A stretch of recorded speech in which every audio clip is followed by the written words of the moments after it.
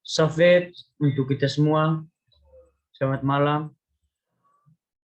Pertama-tama, saya mau terima kasih kepada dosen saya karena sudah memberikan waktu dan kesempatan kepada saya untuk memaparkan materi saya, yaitu tentang keterampilan dan unsur-unsur pendukungnya.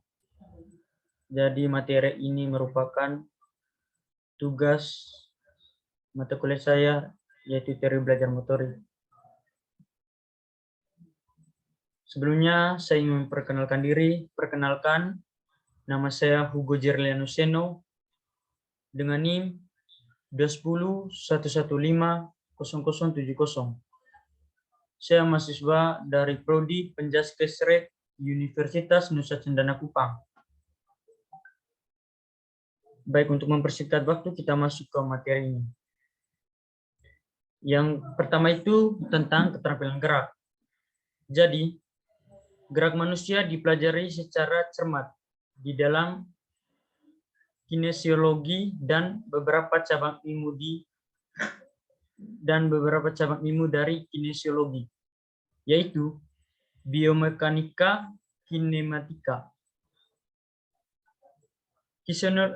Kinesiologi mempelajari gerak manusia dari sudut pandang ilmu fisika. Konsep tentang gerak manusia tidak lepas dari konsep tentang gerak pada umumnya. Gerak adalah aksi atau proses perubahan letak atau posisi ditinjau dari satu titik tertentu sebagai pedomannya. Konsep tentang gerak selalu berhubungan dengan konsep tentang ruang, gaya, dan waktu. Di dalam konsep ruang dikenal adanya arah, yaitu kanan, kiri, depan, belakang, atas, dan bawah. Selain itu, dikenal juga adanya jarak, yaitu dekat, agak jauh, dan jauh. Dalam konsep gaya, berbicara tentang pengaruh, gaya yang berpengaruh adalah gaya internal dan eksternal. Jadi, gaya internal itu gaya yang terdapat dari dalam diri kita, sedangkan gaya eksternal itu gaya yang terdapat dari luar diri kita. Yang berikut itu, gerak ditinjau dari segi mekanis. Secara mekanis, gerak diklasifikasi menjadi dua kelompok, yaitu gerakan translatori adalah gerakan di mana benda bergerak secara keseluruhan dari satu tempat ke tempat lain. Misalnya, gerak bola yang ditendang.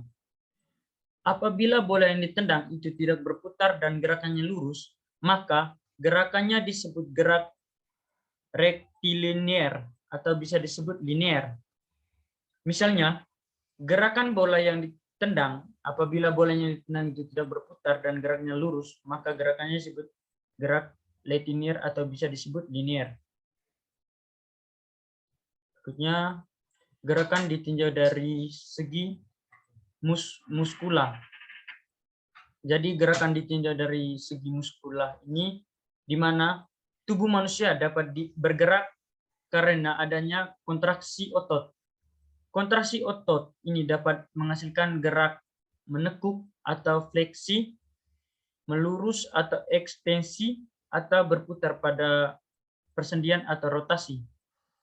Gerak pada bagian-bagian tertentu dihasilkan dari kontraksi sekelompok otot-otot atau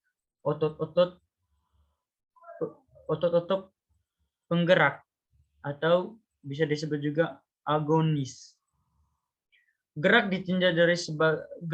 ditinjau sebagai suatu sistem. Jadi gerak ditinjau sebagai satu sistem ini di mana sistem adalah serangkaian fungsi-fungsi yang bereaksi bersama-sama untuk satu tujuan yang sama.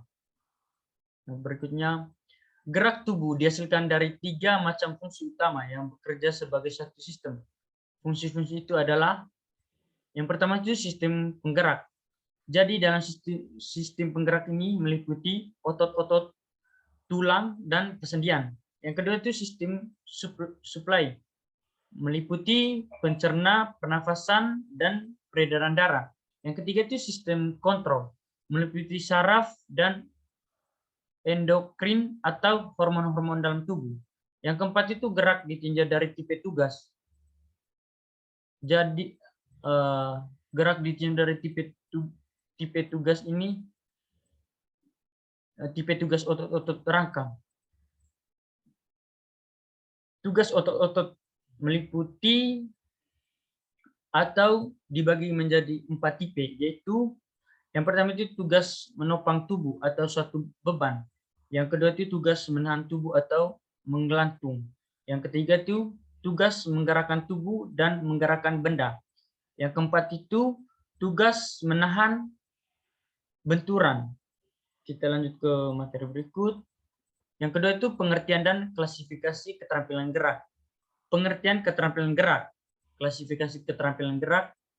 Jadi klasifikasi berdasarkan kecermatan gerak. Klasifikasi berdasarkan perbedaan titik awal dan akhir gerak. Klasifikasi berdasarkan stabilitas lingkungan. Unsur-unsur pendukung gerak yang terampil. Yang pertama itu unsur kemampuan fisik. Jadi dalam unsur keterampilan fisik ini mencakupi yang pertama itu kecepatan reaksi. Jadi dalam kecepatan reaksi ini terdapat 4 poin, yaitu poin yang pertama itu kekuatan, yang kedua itu ketahanan, yang ketiga itu kecepatan, yang keempat itu fleksibel. Yang kedua itu ketajaman indera. Unsur dan kemampuan mental.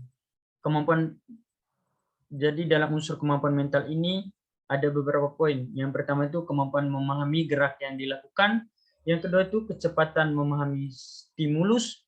Yang ketiga itu kecepatan membuat keputusan. Yang keempat kemampuan memahami hubungan